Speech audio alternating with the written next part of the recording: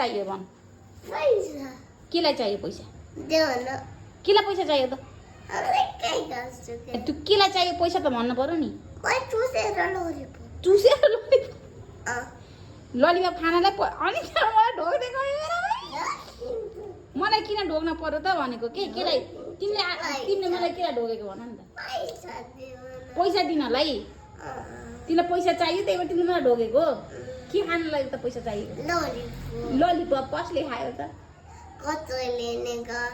अनि ललिपप खाना र पैसा माग्न त पहिला सुरु त बाबासँग माग्नु पर्यो नि बाबाले गाली गर्नुहुन्छ अनि मैले गाली गरिदिनु त मैले दिन्छु त तिमीलाई ललिपप खानालाई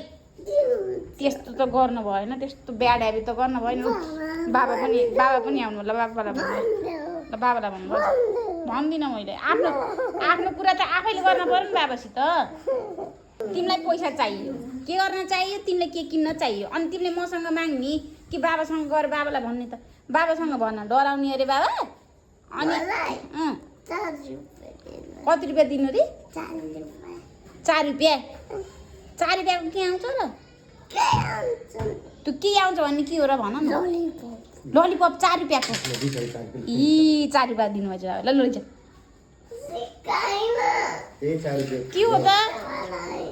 सिक्कामा लैन हो पैसा चिन्नु थालेछ कस्तो खालको पैसा भोलि दिनु अहिले चाहियो अहिले त रात पर्यो त खाना हुन्न क्याभिटिज हुन्छ दाँत अस्ति दाँत कसको दुखेको तिम्रो दुखेको कि कसको तिम्रो साथीको दुखेको अनि हस्पिटल लगेर औषध लगाएर रोको को अरे तिमी र तिम्रो साथी तिमी कि तिम्रो साथी रे अनि कसले खाएर आएको थियो भन न पहिला अनि कहाँ आएको ललिपप खानु मन लाग्यो त बाबासँग दिनुहुन्न भोलि दिन्छु भन्नु त्यो मैले पनि त भोलि दिन्छु के र मम्मीले आज बाबाले बोलिदिनु हुन्छ र तिमीले अघि के भन्थ्यो अरे भन बाबालाई भनिदिन्छु कि नभन्ने